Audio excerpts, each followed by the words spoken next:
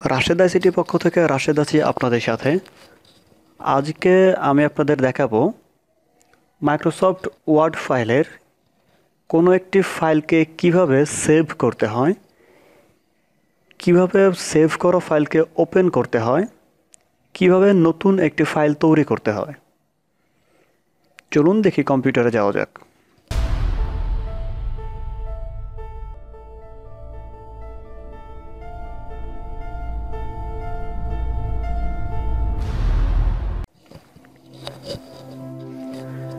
এখানে দেখতে পাচ্ছি আমরা নতুন একটি ফাইল তৈরি করেছি। নতুন ফাইলটি হচ্ছে আমাদের সেভ করতে হবে। সেভ করার জন্য প্রথমেই যেখানে যেতে হবে সেটা হচ্ছে অফিস বাটন। এই বাটনকে বলে হচ্ছে অফিস বাটন। অফিস বাটন থেকে সেভ নামে একটি অপশন আছে, সেভ অপশন। এখান থেকে আমরা ক্লিক করলেই আমি কোথায় সেভ করতে চাচ্ছি সেই ফাইলটি চলে আসবে। ডিফল্টভাবে মাই ডকুমেন্টে সেভ হয়। এখানে হচ্ছে আমাদের ফাইল নেমটি লিখতে হবে। আমরা লিখে রেখেছি টেস্ট ডকুমেন্ট নামে। আমরা এখন যদি সেভ বাটনে ক্লিক করি এখানে সেভ হয়ে যাবে। ডিফল্টভাবে মাই ডকুমেন্টে সেভ হয়। আমরা একটাকে অন্য জায়গাতেও সেভ করে রাখতে পারি, যেমন আমরা ডেস্কটপে সেভ করে রাখতে পারি। তাহলে ডেস্কটপে একটা ক্লিক করলেই এখন যদি সেভ বাটনে ক্লিক করি আমাদের ডেস্কটপে এটা সেভ হয়ে যাবে। ডাউনলোড নামে যে ফোল্ডারটি আছে সেখানে যদি আমরা সেভ করি তাহলে হচ্ছে আমাদের ডাউনলোডটা সিলেক্ট করে সেভ করলেই আমাদের ডাউনলোড নামক ফোল্ডারে এটা সেভ হয়ে যাবে। অথবা আমরা লোকাল ডিস্ক ই বা অন্যান্য কম্পিউটারে যদি আরও কোনো ডিস্ক থাকে, আরও কোনো ড্রাইভ থাকে, তাহলে আমরা সেখানে এগুলোকে সেভ করে রাখতে পারি। আচ্ছা, মনে করি আমরা ডি ড্রাইভে সেভ করব। যেহেতু মাই ডকুমেন্ট অথবা ডেস্কটপ অথবা ডাউনলোড এগুলো হচ্ছে সি ড্রাইভের আন্ডারে, আমাদের উইন্ডোজ ইনস্টলেশন করার সময় সি ড্রাইভকে ফরম্যাট দিতে হয়।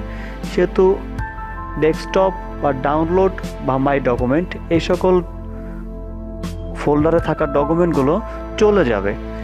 সেই হিসেবে আমরা সকল ফাইল ডি ড্রাইভ বা ই ড্রাইভে, দ্যাট মিন্স সি ড্রাইভ ব্যতীত অন্য যে কোনো ড্রাইভেই সেভ করা যাবে। আমরা ডি ড্রাইভে সেভ করি। ডি ড্রাইভ সিলেক্ট করে এখানে যদি আমরা সেভ নামের যে বাটন আছে সেভে যদি ক্লিক করি তাহলে সেভ হয়ে যাবে। আর যদি কোনো একটা ফোল্ডার নামে নিতে চাই, আমরা টেক্সট নামে একটা ফোল্ডার নিয়েছি। টেক্সট নামে একটা ফোল্ডার নিলে আমরা হচ্ছে টেক্সট ফোল্ডারের ভিতরে আমাদের এই ফাইলটা সেভ হয়ে যাবে। সেভ বাটনে ক্লিক করলেই সেভ হয়ে যাবে। দেখি একটু, এই যে আমাদের সেভ হয়ে গেছে। সেভ হলো কি না সেটা বোঝার জন্য যেটা করতে হবে, টেক্সট ডকুমেন্ট সবার উপরে যে ডকুমেন্টের নাম আছে এখানে সাধারণত ডকুমেন্ট 1 লেখা থাকে। যদি ডিফল্ট যেটা আমরা ওপেন করি, এই তো ডকুমেন্ট 2, আমরা যেহেতু একটা ডকুমেন্ট আগে ওপেন করে রেখেছি সেহেতু একটা ডকুমেন্ট 2 হিসেবে এসেছে। এবং সেভ করার পরে আমরা যে নামে সেভ করব সেই নামটা এখানে চলে এসেছে। আচ্ছা, আমরা হচ্ছে এখান থেকে সেভ করলাম। এর বাইরেও আমরা নতুন আরেকটি ডকুমেন্ট নেই, এখান থেকে সেভ না করে আমরা হচ্ছে সবার উপরে বাম পাশে কুইক বার নামে একটা অপশন আছে, কুইক বার। এখানে হচ্ছে এই আইকনটি হচ্ছে আমাদের সেভ আইকন। এখান থেকে ক্লিক করলেও সেই আগের মতো একটি বক্স চলে আসবে। এখান থেকে আমাদের ফাইলের নাম, যে ফাইলে আমরা সেভ করে রেখেছিলাম, যেমন আগে একটা টেস্ট ডকুমেন্ট নামে সেভ করেছিলাম, আমরা এটাকে অন্য কোনো নামে রাখতে পারি। মূলত টেস্ট নামে রেখে দিলাম, শুধুমাত্র টেস্ট। সেভ করলেই এটাও যে টেস্ট নামে সেভ হয়ে গেছে। দেখুন উপরে খেয়াল করে দেখুন, টেস্ট নামে এটা সেভ হয়ে গেছে। আচ্ছা, এই প্রসেস এবং এই প্রসেস ছাড়াও শর্টকাট আরেকটি প্রসেস আছে, সেটি হচ্ছে আমরা আরেকটি ফাইল ওপেন করি। শর্টকাট আরেকটি প্রসেস আছে, সেটা হচ্ছে কিবোর্ড থেকে কন্ট্রোল চাপ দিয়ে ধরে